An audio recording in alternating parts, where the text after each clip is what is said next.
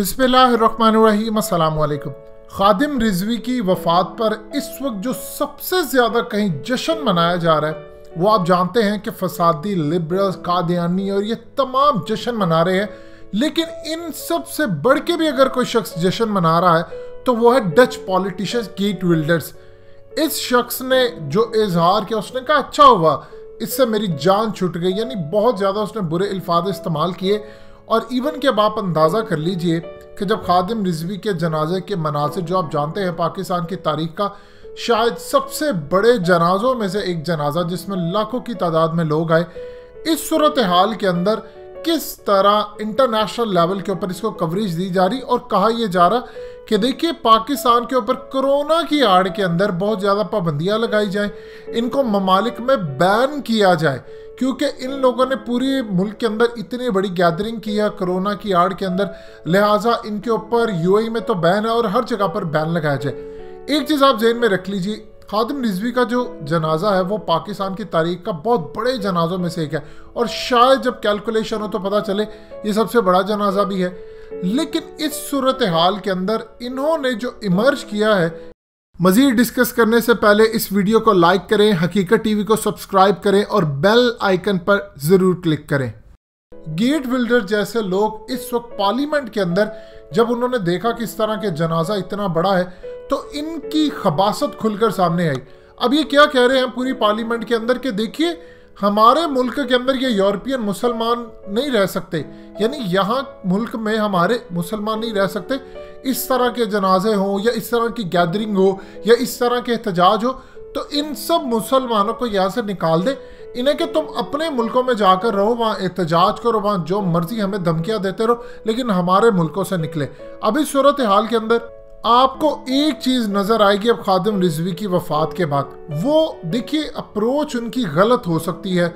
हम सबको उनसे इख्तलाफ भी था बहुत सारी चीज़ों पर, बहुत सारे मामलात के अंदर एलिमेंट्स जो बाहर के भी कूद पड़े थे जब वो लास्ट टाइम आए थे। सो इस सूरत हाल के अंदर हमें एक चीज़ को जहन में रखना पड़ेगा, लेकिन इनके जाने के बाद अब आपको कम से कम पाकिस्तान के अंदर और बाहर भी ख़ास तौर पर वो लॉबीज़ जो कि इस्लाम के ख़िलाफ़ वो मुतहरिक होती नज़र आएंगी। अब आपको बहुत ज़्यादा इंटरनेशनल सतह के ऊपर मज़ीद कार्टून्स खुदा न खासा गुस्ताखाना वो बनते नज़र आएंगे, क्योंकि उनको अंदाज़ा हो चुका है। देखिए खादिम रिजवी कोई बहुत ज़्यादा प्रोमिनेंट नहीं थे पहले, इन्होंने इमर्ज किया है अपने आप को पिछले 4-5 सालों में। आपको डॉक्टर इसरार अहमद और इनमें एक चीज़ मुश्तरका नज़र आएगी कि इन लोगों ने जीते जी जो ज़िंदगी जी है उसके अंदर ना तो इन लोगों के पास कोई गाड़ियाँ थी, ना इन्होंने जायदाद, ना इन्होंने ज़मीनों पर कब्जे किए, ना इनके पास पैसा था, ना कुछ था। आम सी सादा सी ज़िंदगी गुजारते थे। आप देखिए जिन घरों के अंदर ये रहते रहे, इनका रहना सहना उठना बिल्कुल आम, इवन के शख्स के पास शायद ज़्यादा पैसे हों, इन दोनों के पास पैसे नहीं थे। और जब ये दुनिया से रुखसत हुए ना इन्होंने जायदादें छोड़ी हैं पीछे, ना कोई करप्शन का माल है, ना कोई कुछ है। इसीलिए सूरत हाल ये पैदा होती थी कि जब ये धरने के लिए आते थे तो इनको पता था पीछे हमारा स्टेक कुछ है ही नहीं, ना हमारी प्रॉपर्टीज़ है, ना हमारी जायदाद है, ना कुछ है। डॉक्टर इसरार अहमद ने भी कुछ नहीं छोड़ा, इन्होंने भी कुछ नहीं छोड़ा। तो इस सूरत हाल के अंदर कम से कम आपको ये चीज़ नज़र आती है। आप फजलुर रहमान को देखिएगा, वैसे ही अरबों की जायदाद है। मुफ्ती नईम को देखिए, उसके बच्चे आपस में लड़े हैं, उनसे कोई पूछने वाला नहीं कि करोड़ों रुपया किस तरह उनके पास है। कुछ लोग कई फिगर्स दे रहे हैं कि उनके पास अरबों हैं, कुछ कह रहे हैं लाखों हैं, लेकिन अभी तक कोई चीज़ ऐसी इनसे नहीं निकलती। अब एक चीज़ ध्यान में रखिएगा, इनके जनाजे के जो मनाजिर हैं उसने कम से कम यूरोप को तो पूरी तरह इस वक्त खौफज़दा करवाया है, क्योंकि एक सूरत हाल के अंदर वो इनके लिए खटकते थे। इनकी अप्रोच गलत ज़रूर हो सकती है लेकिन इनका नज़रिया गलत नहीं हो सकता। आप ये देखें कि इसके बाद आपको अब पाकिस्तान के अंदर जो लिबरल्स, फसादी तबका और दीन के ख़िलाफ़ काम करने वाला है वो कहीं ना कहीं इनसे डरना शुरू हो गया था कि इनके पास स्ट्रीट पावर बहुत ज़्यादा है। अब जब उन्होंने देखा कि जनाजा के अंदर इतनी तादाद है, ये कुछ है, सब कुछ है, तो ये पाकिस्तान के ऊपर मज़ीद अब हमलों के लिए तैयार रहेंगे। आप ये देखिए कि अगर डच पार्लियामेंट के अंदर खड़ा होकर गेट विल्डर्स कहता है कि इन जैसे काम करने वाले, यानी उसने जब देखा कि इतना जनाजा बड़ा है या इतने ज़्यादा लोग हैं, तो वो मज़ीद कहता है कि हम अपने मुल्क में ऐसी इजाज़त नहीं दे सकते। आपको ये काम करना है मुसलमानों को तो जाएँ अपने अपने ममालिक में जाए, वह इस्लाम के मुताबिक जाकर ज़िंदगी गुजारे। अब जो हकीकत टीवी आपको खबर देने जा रहा है उसके मुताबिक अब बहुत ज़्यादा मज़ीद अब ये गुस्ताखाना कार्टून्स बनाएंगे और यूरोप से इन कार्टून्स की इब्तदा होने जा रही है और बहुत ज़्यादा गुस्ताखाना काम होंगे।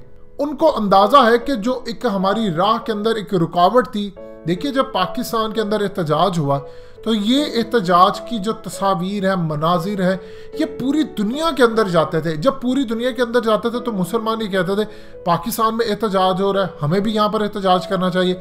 ये कोई फजलुर रहमान जैसा मार्च नहीं है। इन लोगों के पास जो स्ट्रीट पावर, जो वर्कर्स थे, इनके पास कोई पैसा नहीं था उनको देने के लिए। खादिम रिजवी ने एक काम जो सबसे ज्यादा किया पिछले 5 से 7 सालों में, ये इमर्ज होकर है। आप ये देखें कि क्या इनको ऑफर्स नहीं की गई होंगी कि आप सेनेट के अंदर आए, आप पार्लियामेंट के अंदर बढ़ जाए, ये कर लें, वो कर लें। इस सूरत हाल के अंदर इन्होंने इलेक्शन लड़ा और सबसे बड़ी मजहबी जमात बनकर उभरे, लेकिन इन्होंने सीटें और चीज़ें, तमाम चीज़ों को पीछे रखा कि नहीं, हम इस वक्त सूरत हाल ये है कि नबी का दीन नाफिज करें। काफ़ी सारे ऐसे मामला रहे। अब इनके जाने के बाद प्रॉब्लम सबसे बड़ी जो खड़ी होने वाली है पाकिस्तान के अंदर, जो ख़ास तौर पर कादियानी तबका और पाकिस्तान के अंदर ये जो फसादी लिबरल्स हैं, अब ये आपको खुलकर खेलते हुए नजर आएंगे। देखिए जब हजूर पाक सल्लल्लाहु अलैहि वसल्लम की शान में गुस्ताखी और इवन के पाकिस्तान के अंदर वो कानून बदला जा रहा था जिसके तहत इन्होंने फिर कादियानी तबके को ऊपर लेकर आना था, इस सूरत हाल के अंदर अब उनको अंदाज़ा था कि ये स्ट्रीट पावर आ गए। अभी तक आपको ओपनली पाकिस्तान में कोई ऐसा लीडर नजर नहीं आता कि खुदा न खासा कल को कोई काम हो और वो सड़कों पर आ जाए। बेहंगम से लोग बाहर आ सकते हैं, लेकिन जो एक लीड करने वाला होता है, उनके साथ कमिटेड होता है कि आप यहाँ पर खड़े रहें, जब तक हमारी जानें नहीं जाती, इस कानून को वापस नहीं लेते, हम यहाँ से उठने वाले नहीं है। ये असल सूरत हाल पैदा हुई। इनके जाने के बाद अब पूरी दुनिया के अंदर आपको एक लीडरशिप का खला कम से कम इस नामूस रिसालत के हवाले से ज़रूर नज़र आएगा और इसी का फ़ायदा अब खुफिया ताकतें यहाँ पर बैठकर उठाएंगी। इनके जनाजे ने हवा तो निकाल दी है, पूरी दुनिया के अंदर से देखा, लेकिन यहीं से कोई अगर लीडरशिप इनके बाद होती तो शायद वो आगे लेकर चलती, लेकिन यहाँ पर मामला ऐसा होता नज़र नहीं आ रहा।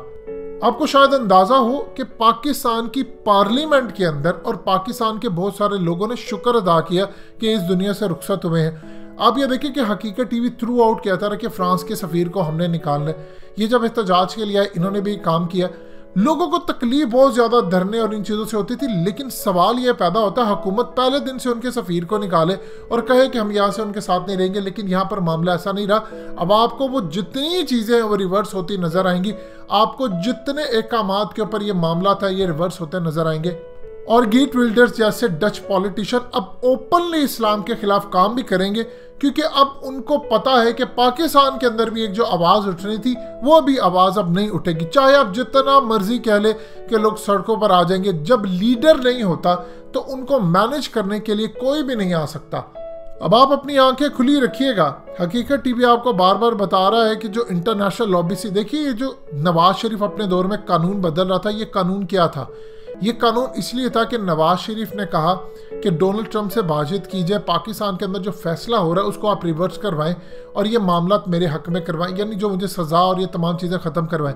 तो उस वक्त उन्होंने एक इंटरनेशनल लॉबिंग फर्म को हायर किया जो असल में जिनके इसराइल के साथ ताल्लुकात थे, अमेरिका के इस्टेब्लिशमेंट के साथ। उन्होंने इनको कहा था कि एक शर्त होगी, आप एक काम कीजिए, पाकिस्तान का कानून ये बदलवाएं, हम उसके बाद ट्रंप तक मामला लेकर जाते हैं, फिर अमेरिका की इस्टेब्लिशमेंट पाकिस्तान की फ़ौज पर और अदलिया पर दबाव डालेगी और आपके हम ये जो फैसले हैं इसको रिवर्स करवाने की कोशिश करेंगे। ये असल सूरत हाल हुई थी, इसीलिए वो कानून बदला गया जिसको कहा गया जी क्लर्क की गलती है, फलाने की गलती है, टमकाने की गलती है, वो सब चीज़ें थी फ्रॉड। इसीलिए खादिम रिजवी और ये तमाम लोग बाहर निकले थे। लिहाजा आपको समझना पड़ेगा कि अब अगर ऐसी सूरत हाल होती है तो शायद लोगों को घरों से निकालने वाला कोई ना हो। और अब आपको पाकिस्तान में बहुत सारे नजरियाती हमले भी नजर आएंगे और इनको रोकना मुश्किल होगा। दोस्तों, हकीकत टीवी को सब्सक्राइब करना मत भूलिए, वीडियो को लाइक करें, शेयर करें और कमेंट सेक्शन में अपनी राय का इजहार जरूर करें।